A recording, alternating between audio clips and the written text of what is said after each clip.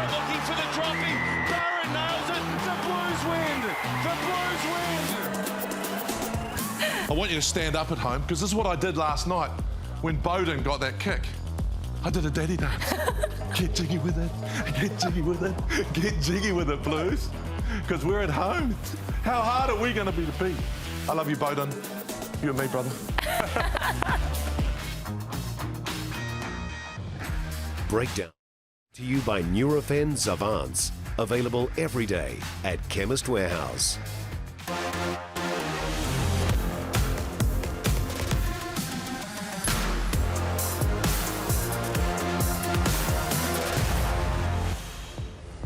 Tēnā koutou katoa, welcome into the breakdown. Great to have you joining us for another week. Sir John Kirwan joins us, as always, Mills Muliaina and Ben O'Keefe as well. Welcome back to the program. JK, the daddy dance. Oh, how it's good. Out. How good was it, though? What a game, Mills. And at the death. Like, I also love Dalton Popoli'i for turning over that ball late. I just thought it was a really good game of rugby. Intense, though. It was pretty intense. Oh, this is a different Blues side, isn't it? I mean, I'd love to see your dance every single week. The daddy dance. Oh, good stuff. But, yeah, I think, man, they're showing something different. I mean, to go over there and win the way they did in Canberra, Ben, that's a big task, sort of big tick. I agree. I think the dance was excellent. But, you know, what this game showed us was a small taste of, I think, what's to come with the quarterfinals, semis and playoffs. So it was test match-like. And it was, yeah, really exciting to watch and to get to the end like that. Ben, I wanted to ask you straight off that Damien, wasn't it, the ref? Yeah, Damon Murphy. Yep. Like, I thought he started pretty average and it wasn't his fault. Like, the intensity at the ruck, guys were coming in from offside, but I thought he really took control, especially after half-time, got way more discipline. Is it really hard when you're in that situation? And It is difficult, and that's the thing. Often games that start off difficult reflect on the referee, unfortunately, when actually there's a good process that referees go through. So, players are offside, players are off their feet, players collapse the scrum. There's a process that the referee's trying to put that back onto the players to say that, look, this is the line in the stand. If you don't improve, there's going to be repeated infringement penalties and yellow cards as well. So that's what I thought he did really well in. He made it really clear what the issues were, and then the players adapted. I actually just thought you guys just went into half-time and had oranges and everything. We always wait for the oranges to come in at half-time, but no, we got 15 minutes now. Like the half-time's actually been extended out, so we get a longer time to chat, talk about what were the trends going on in the first half and what do we need to do as a team to make the second half better for everyone. you watch video?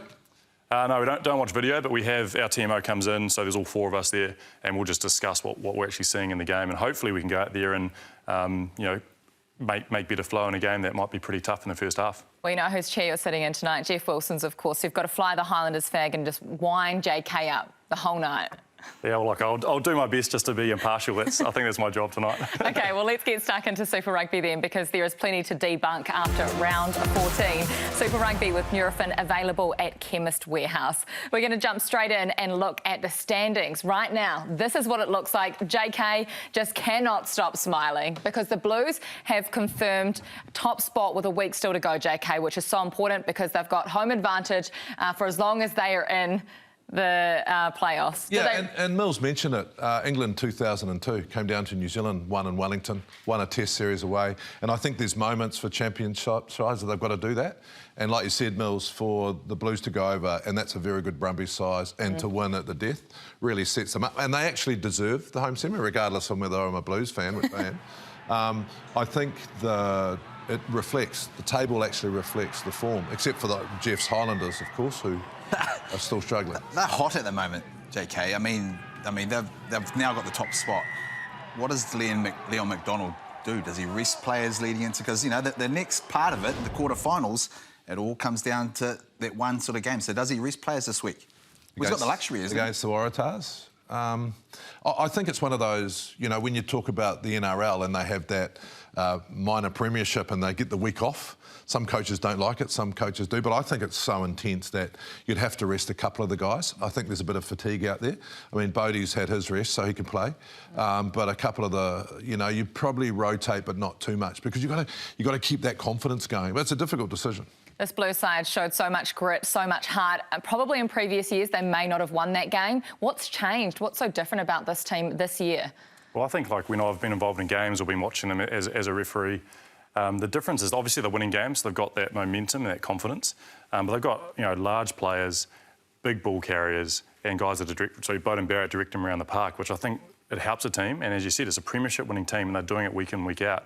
And I think why wouldn't they want to keep that momentum going into the playoffs? I want to ask about Dalton, because you mentioned him before, and in fact his form has been outstanding, this season. I've also noticed his calmness when he sort of talks to referees. Often when there's a new captain, he wants to stamp his mark early, and that sort of sometimes comes across as talking too much. He's not a player that's done that. Have you been impressed by the way he's sort of captained the side? I have been impressed, because I think this was the first year that he did really take on that captaincy responsibility. And so, he was actually asking a lot of questions after games on how he could be better. Week in, week out, from week 1 to probably week 2 or 3, he worked out, OK, what's his style? And I think that it definitely benefits teams when they've got a good captain that can have a good relationship with the referee. And it might be the 1%ers, but, it's definitely helped that team to be as dominant as probably they've been. JK, what do you think has changed in this team? Because they're on a record run, 12 straight wins. You're smiling. First time they've done this, though, since 1997. Beauden Barrett. No. I think that 3 years ago there was an injection of really good quality young players that quite possibly would have left in the past. Dalton Popoli, Caleb Clark, there's this whole group of under-20 players that were really passionate about about the Blues, and I think they've come through, and Leon's brought a discipline to the back room. When I say the back room, rugby people is not just turning up on Saturday, it's actually studying your opposition, understanding your game plan, doing the little things. And when you listen to them talk, they talk about winning on Mondays and Tuesdays and Wednesdays. And so I think we have a really, I think Mark Talia Mills, with Caleb out apparently for several weeks, which means more than 1 and less than 4, when I thought it meant 7 weeks. But anyway, several weeks, people. There's something for you to write down. Does Talia come into the All Black frame? I think he does. I think in terms of the way he's played, his consistency, the way he sort of controls the game, but how busy he gets. I love the fact, to go on your point, I think Leon McDonald's has really built a great squad over those last 3 years, but he's also had the backing of the board. In my opinion, I think, the Blues area, their franchise is the hardest to get that cultural side, because the dynamics of it being, Northland and North Harbour and in Auckland, to keep, the board has done a fantastic job, along with, with Horry, Andrew Horwath, the CEO, and bringing it together to believe in a coach. But this hasn't just been something that's been built this year. It's been those 3 years and believing in the coach and what he's brought through. So he's got a really nice settled side, but he's also got a board that's really backing him in terms of the decision he's making. Do you reckon we just saw the Super Rugby final over the weekend? I think it'd be close. It'd be close, but that's one of the beauties of, I think, you look at the top 8 and potentially who could, it's not guaranteed who's in the top 8 yet, but once we get to playoff games, any one of those teams could beat another team. And then I think that's the beauty of the competition this year. I'm really looking forward to that, the next few weeks. Highlanders, could be Highlanders Blues, mate. What do you reckon? Jeff, where are you? Jeff, are you at home, mate? What's going on? You're not here, and your Highlanders are in trouble, mate.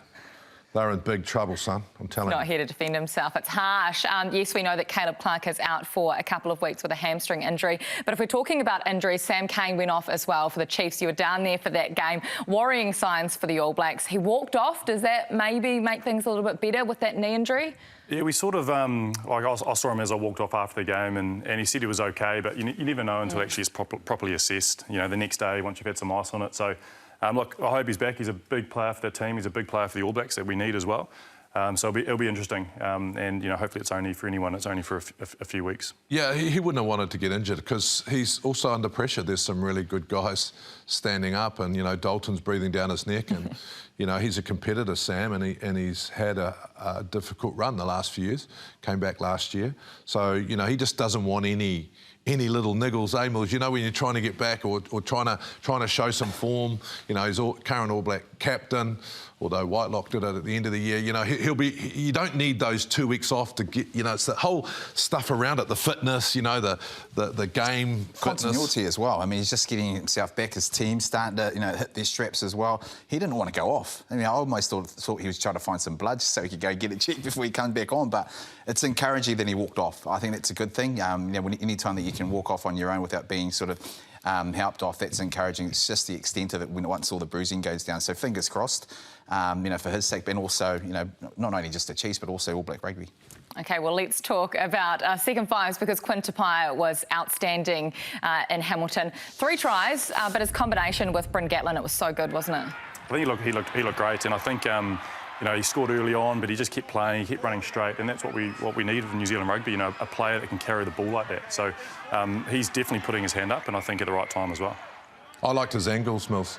I mean, you've played more in the midfield than me, but I think early in the season he was trying too hard to be possibly something he wasn't, and now he's just got back to, I mean, I call him tough shoulders. He's running inside hard. He knows he's going to be running in between 2 players.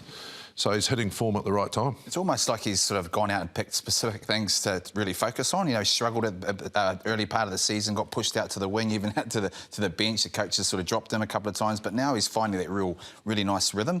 And the pleasing part about that is leading into the finals, and that's when you need your big-time players. You've just lost Anton Leonard-Brown. You've got some competition within the 10s, and also so it's a chance for a young All Black to really step up and right at the right time of the season. That's what you want from Quinn, so I'm glad he's hitting his straps. We know how much competition there is in the loose forwards as well, and at the start of the season there was so much talk about Peter Gus-Sawakula. Is there as much hype? Is there as much talk about him? Look, I think there should be. He's been playing well week after week for the Chiefs. The Chiefs are going to be a big team in the playoffs as well, and he's a big part of it. The way that he can carry the ball off that scrum.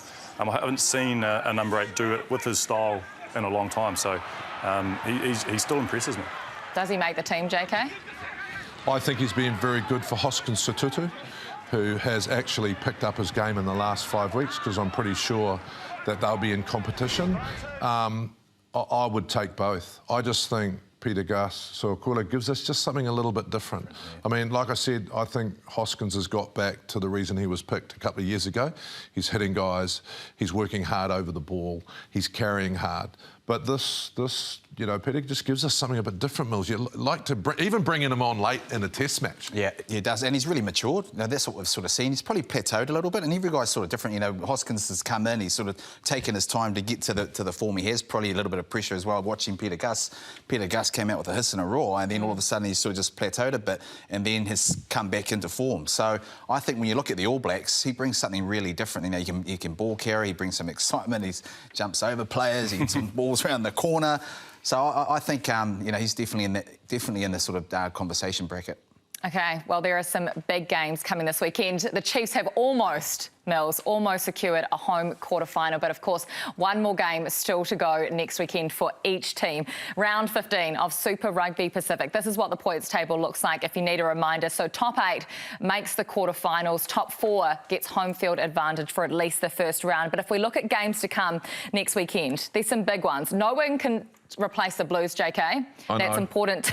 You've done the calculations.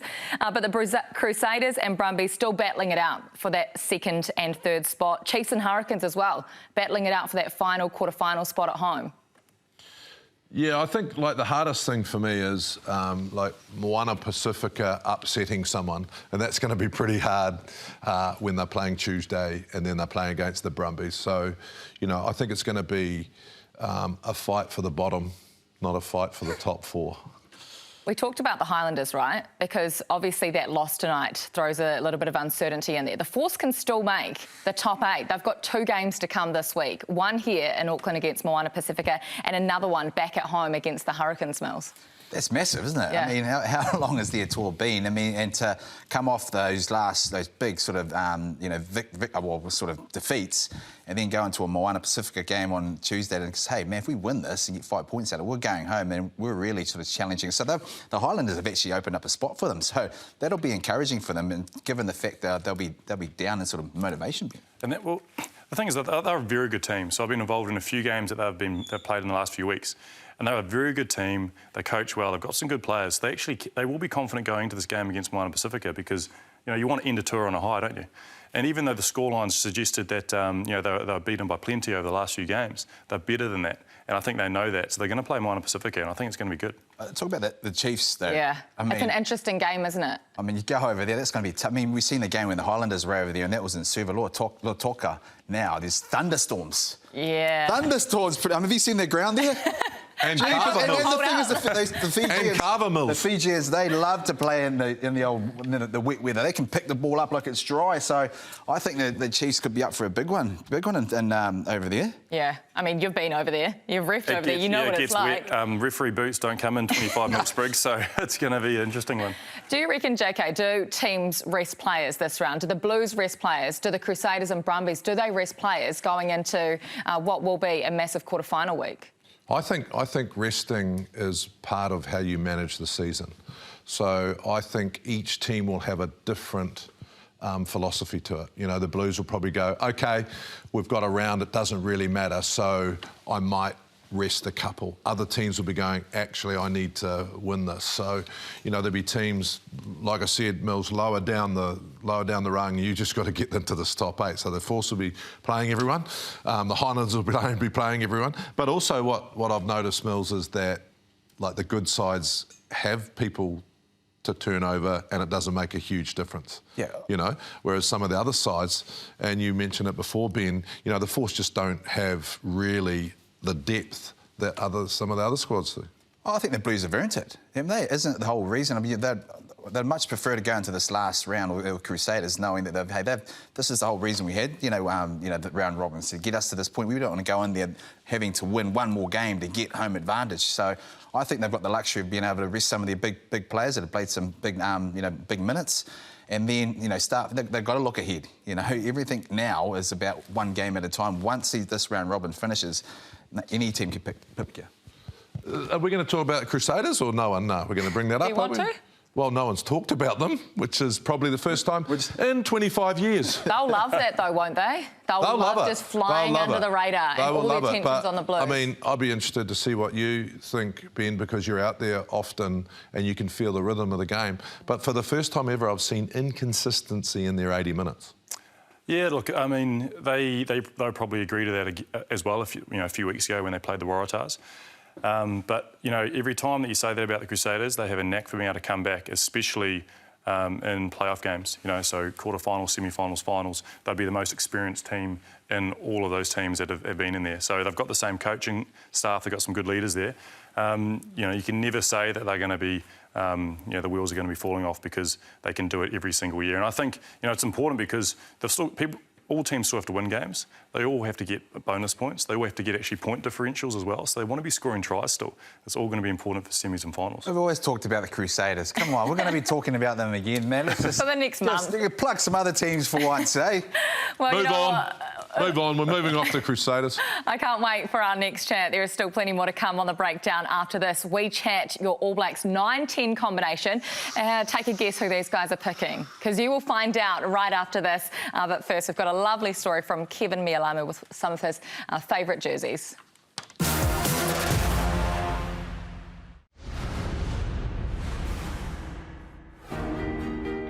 This man who has done so much, not just for rugby, not just Auckland, the Blues, the All Blacks, but the wider community in this city. A great supporter of some very worthy causes, unfailingly pleasant to deal with. A real gentleman of the game, not just a great rugby player, a great citizen, Keven Mealamu. First jersey I got to share with you today, team, will be my first 15 jersey.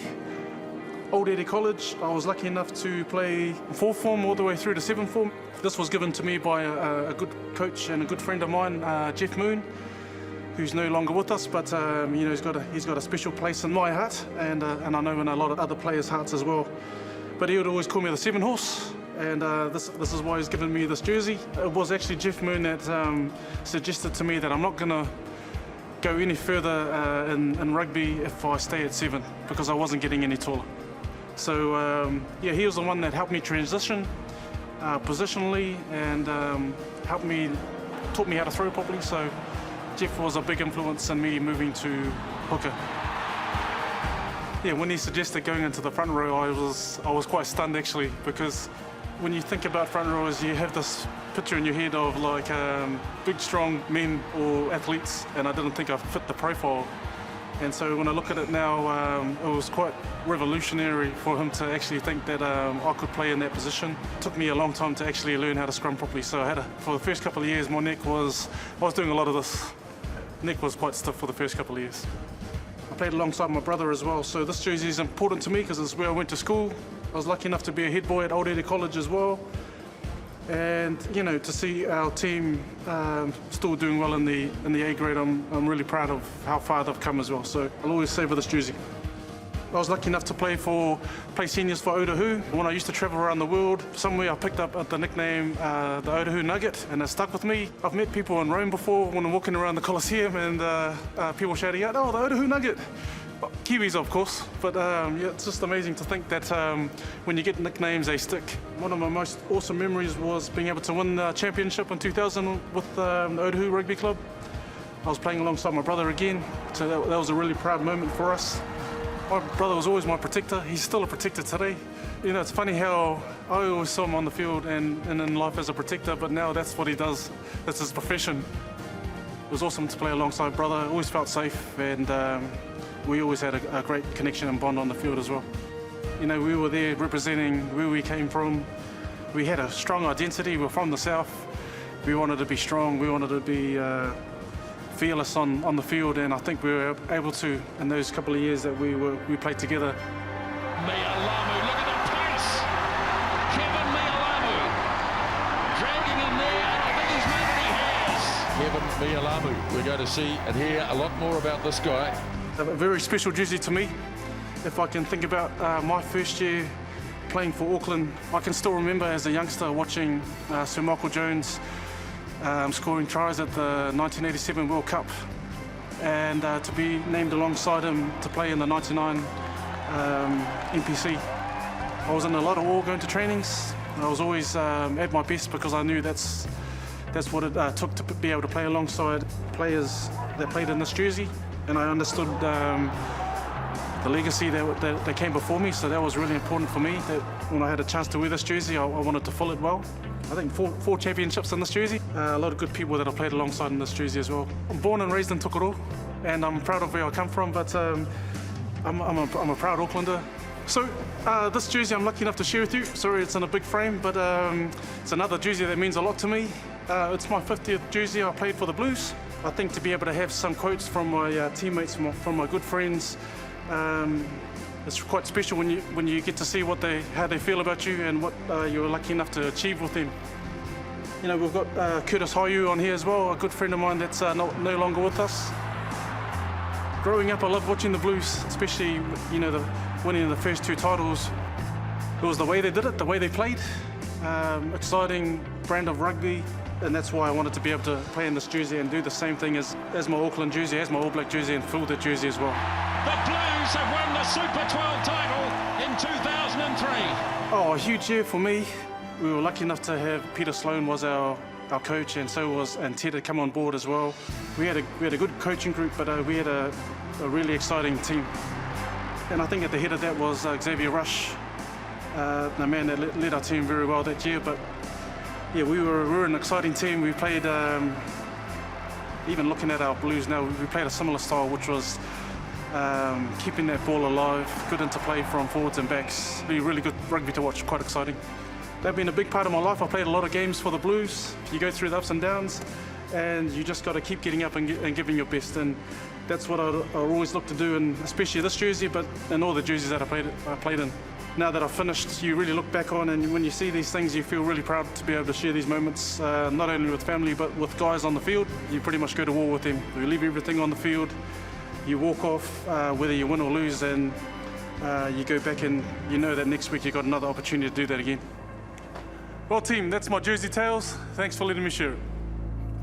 That's another beautiful story from our producer, Jim Kay's Jersey tale, Keven Mealamu. No All Blacks jerseys there because you know his All Blacks stories. He wanted you to hear how he got to the All Blacks. And Mills, you were along for the ride with him for many of those years. Oh, brilliant man. I think you know, he really, what he sort of says here and sort of what he shares, you know, he epitomises sort of the culture and the style that, you know, and you know, what was with the Blues. And so to see him there and to see him celebrate some of those jerseys, and not an All Black jersey, which is, you know, it just says a lot about the man. He's a fantastic fella. Unbelievable. And he was never going to make it, remember? They sent him down the road to play for the Chiefs. Yeah. Wasn't going to be big enough, wasn't going to be strong enough, wasn't going to be this, wasn't going to be that.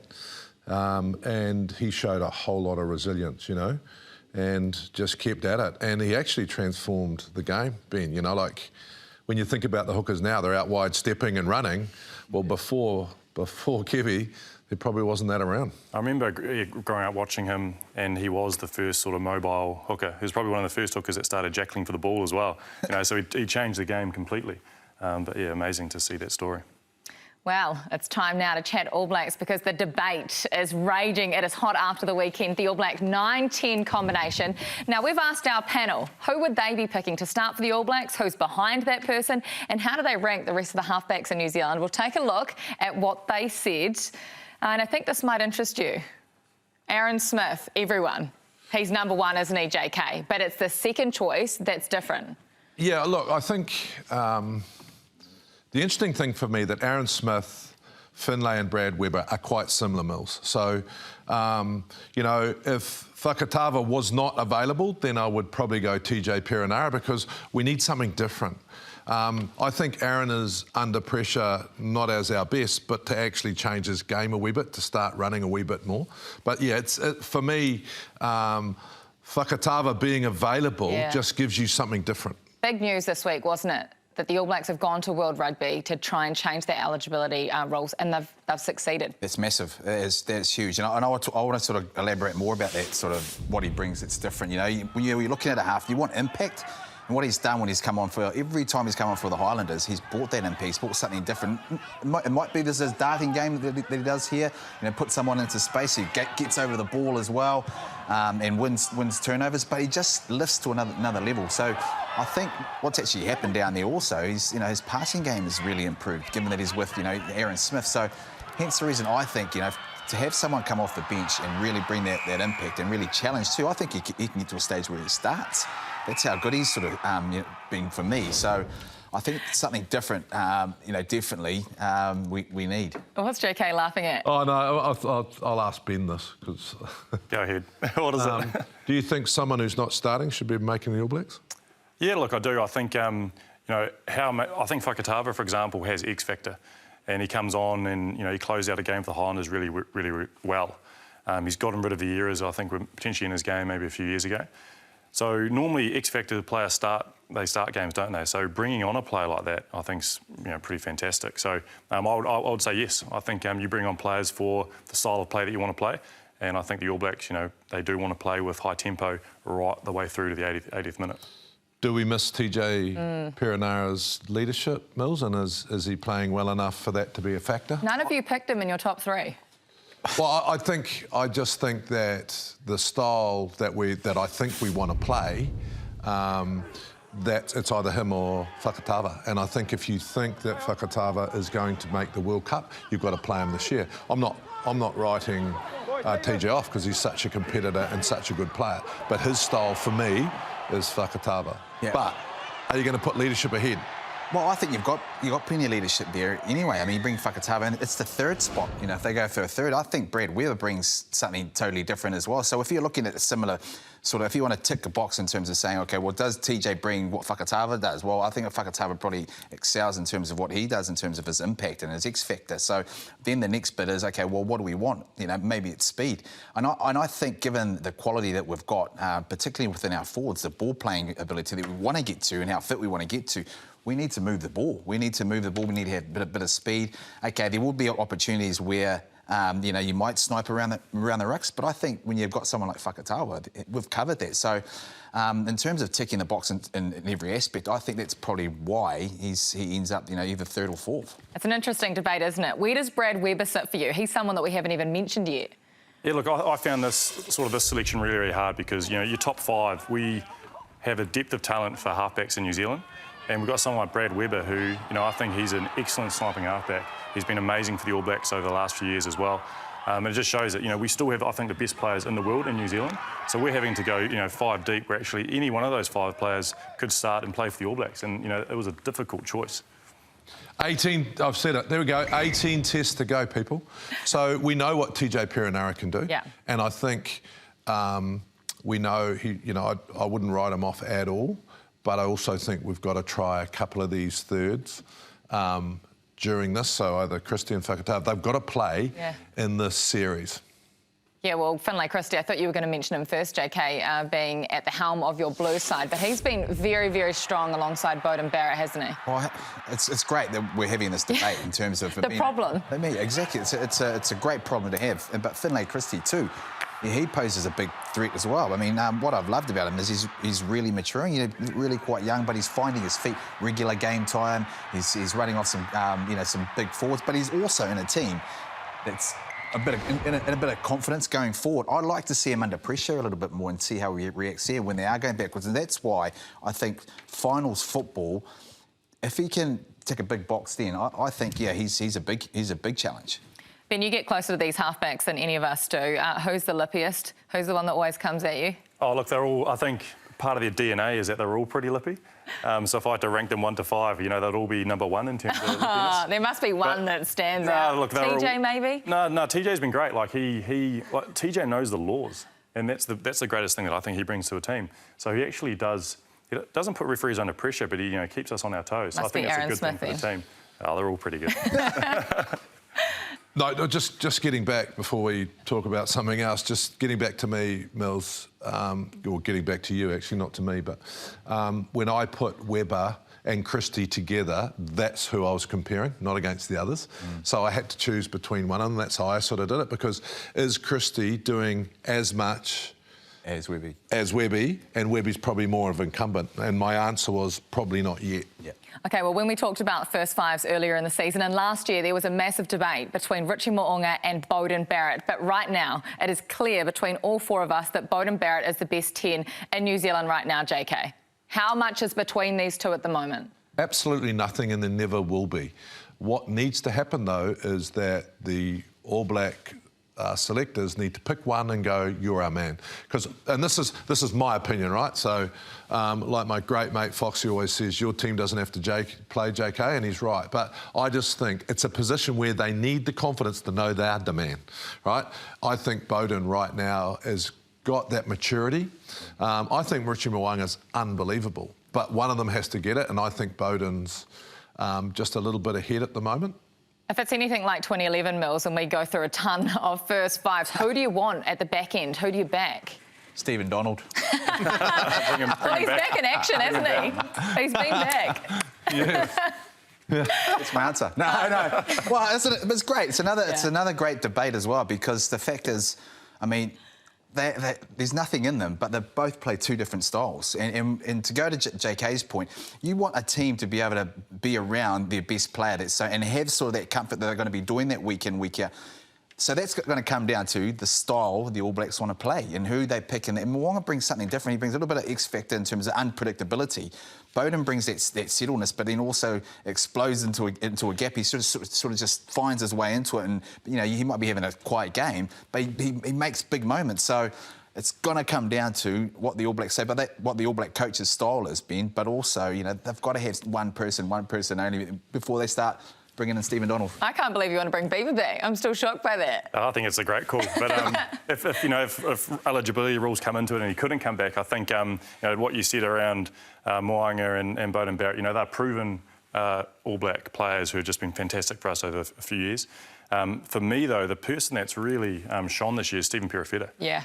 He's been unreal with the boot. He's got a laser beam on that, and has actually come on when Beauden Barrett hasn't been playing, and led the Blues ship around the park really, really well. He's been impressive. Can play multiple positions as well, JK? Oh, I think he's a better fullback than he is first 5. He might mature into that role, but I think you pick him because he can cover both those roles. And, when you think about it, OK, here's the scenario, Mills. I'll throw this one to you. We pick Barrett, but then we're either going to pick someone who can cover both off the bench. Yeah. Does Mo'unga miss out? Because you sort of Stephen Perofeta, then you've got Damien McKenzie coming home. So the hard calls, right? But at the end of the day, I think Stephen's probably a better fullback than 10 at the moment, but I have him in the team. I think he's probably the best adjusted in terms of playing fullback and 10. Every single time he's gone to fullback, he's exceeded. When they put him into 10, nothing really has changed. He's just his form at the moment is absolutely outstanding. In other cases, they've sort of had to try to find their feet, and when they go at the back, then they're sort of disrupted a little bit. his form and the way he's playing and the way he's matured, you know, has definitely warrants a, you know, I suppose a discussion around whether he does that. But man, D-Max, he's not a bad player either. Still in the conversation, isn't he? What about Bryn Gatland? He came up from Dunedin for an opportunity in Hamilton and he's getting game time and he's looking good as well. Is he part of this conversation, Ben? I think he's played his part in the conversation this year with how successful the Chiefs have been. He's had some really good games with the Chiefs where, you know, he's been the reason that they've won games that have been tight, where potentially Chiefs lose those games in previous years because they don't have someone like a Bryn Gatland driving them around. So he's another player, like I said, in New Zealand, we've got a lot of players who are putting their hands up. Yeah, look, I think Bryn's having his best season. I think he's become a triple threat. So he's actually running, kicking, passing really, really well. I still think he's got a little bit of inconsistency in his game, but not as much as last year. And I think we need to bring him into the All Blacks just to have a specialist 10 if something happens. I mean, Stephen Donald, you know, he was our fourth 10. So I think we need to make sure that, you know, guys are coming into it, learning what they need to do in those positions especially. Well, JK, you'll remember it's been 35 years since that famous try against Italy, but you don't know the powerful story that goes behind it. Well, now we do.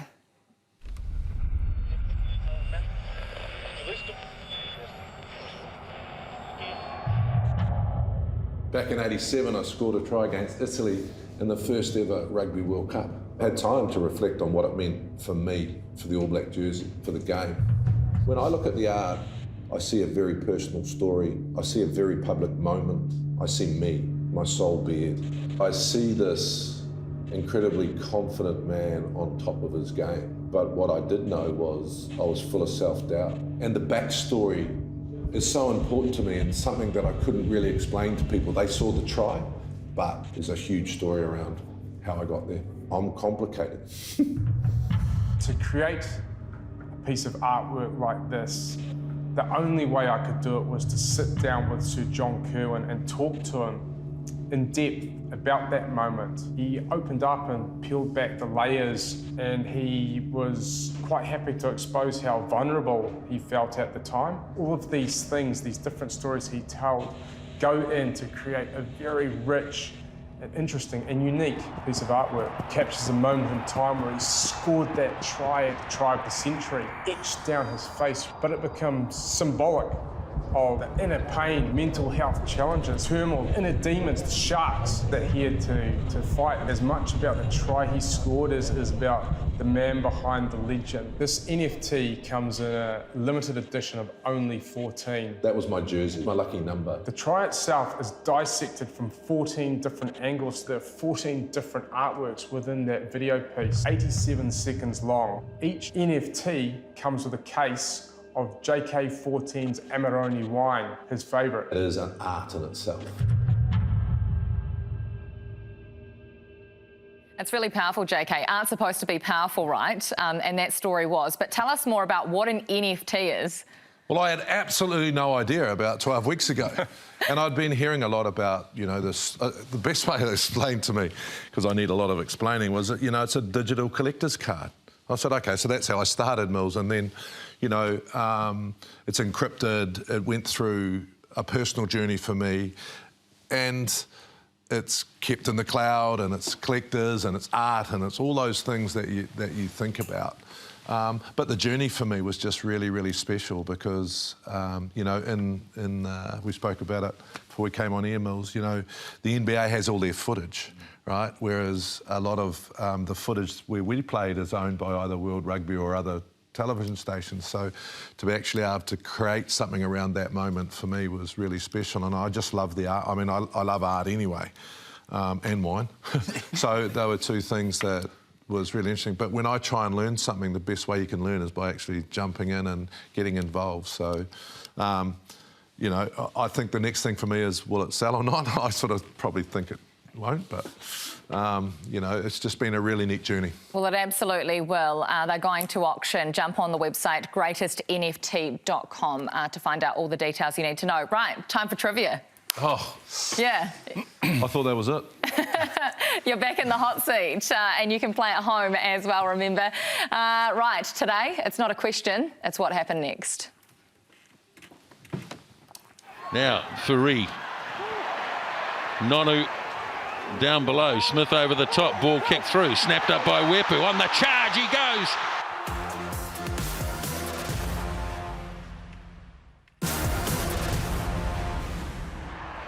Now, Faree. Nonu down below. Smith over the top. Ball kicked through. Snapped up by Wepu. On the charge, he goes. Welcome back into the breakdown. That is your trivia question for today. What happens next? I've got a funny feeling you probably know more than JK. Have you? No, I'd like to go to Mills because he was out there. We'll go to Ben first. Okay. Ben, have you got an answer for us? My answer would be, I think Mills was maybe ghosting the back line there, gets the inside ball, runs 40 metres under the post. Is that it? I was out wide. I got this ball right around my sort of shoelaces, had to pick it up, beat another player. A couple of players came across. Then it's the try of the century. I ended up scoring, apparently. That's an NFT in itself, Mills. I got a horrible pass. I got a horrible pass on Piri Wepu. You should see it. Yeah, I think what happened was Perry threw a horrible ball, and then Andrew Hoare, kicked it off his boot, and someone scored. OK, well, let's have a look. Let's see who's right. It should be you, Mills. Down below, Smith over the top, ball kicked through, snapped up by Wepu. On the charge, he goes, looking for some support. Gets it wide to Moriaina, beautiful pass.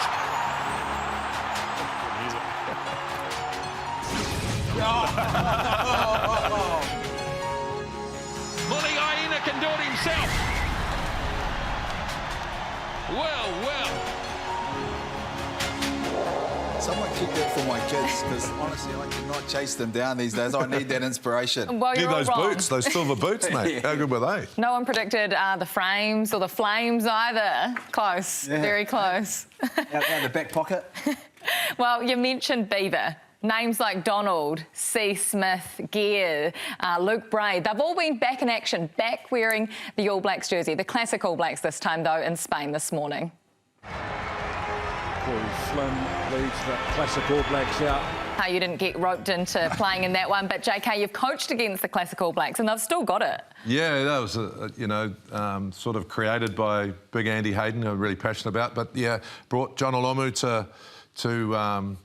to Japan and Jeff Wilson, so I decided to put Christian Lormanu, the biggest Tongan guy I had in Japan, against Jeff. And he's never forgiven me. Sorry, mate. But yeah, no, just a great concept.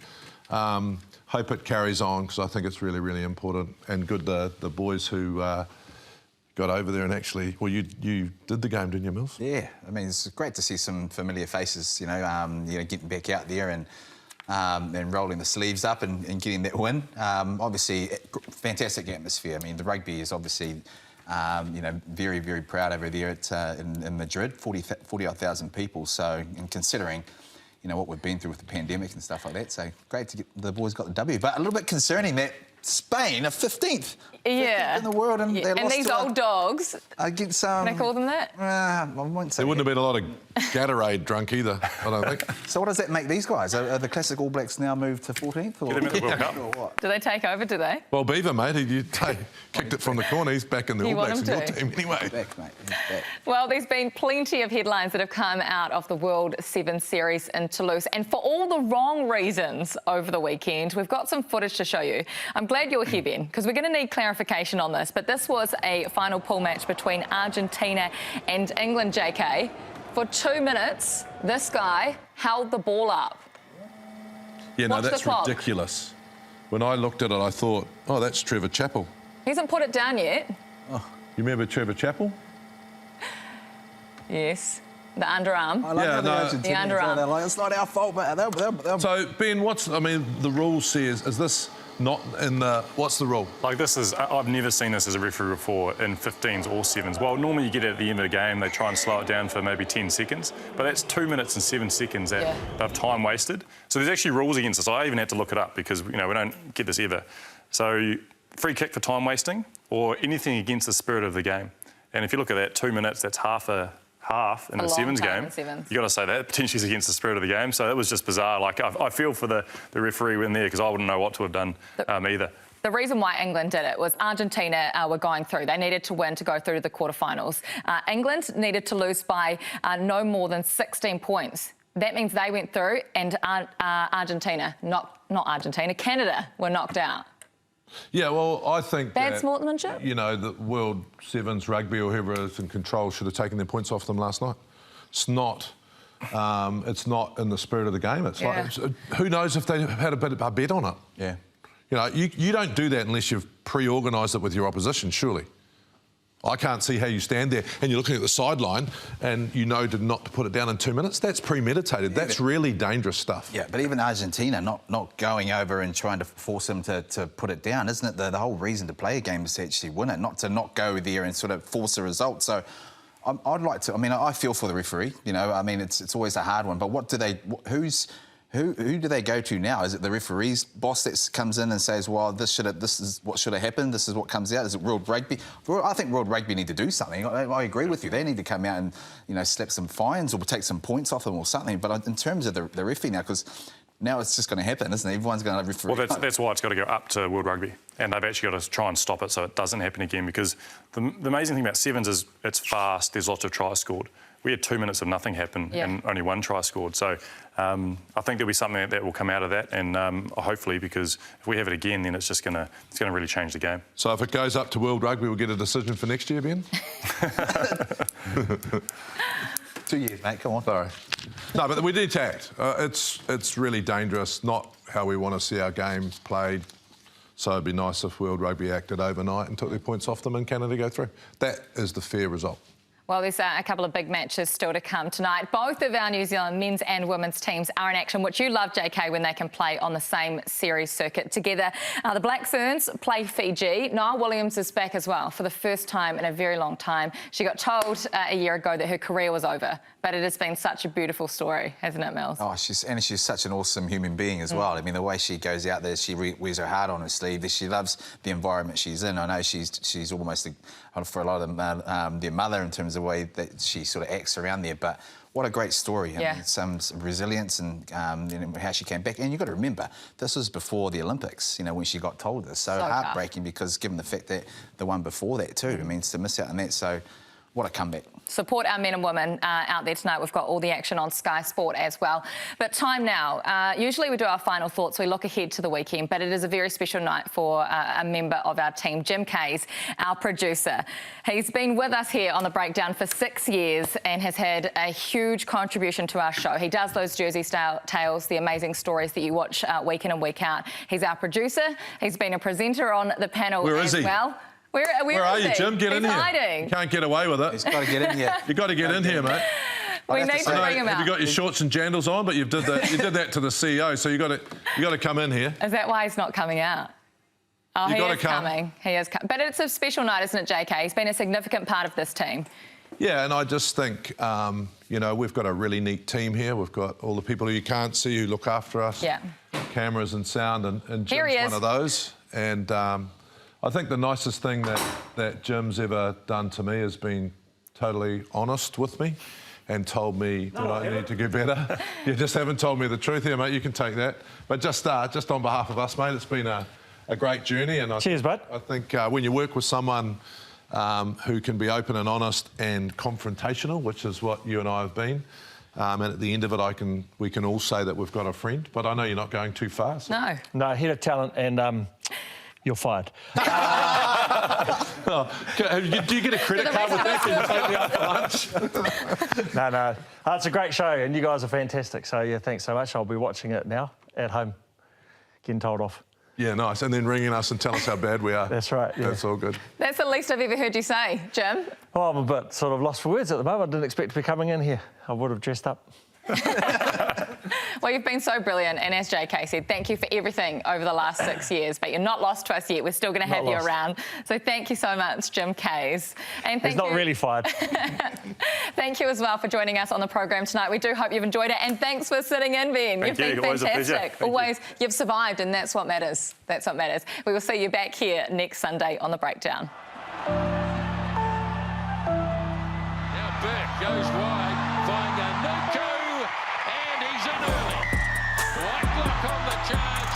Whitelock's in.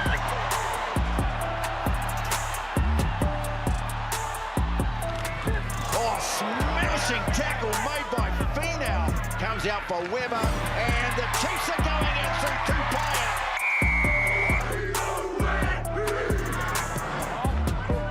Out it goes now Morgan. But it's face here for Julian Savea. And Julian Savea scores early.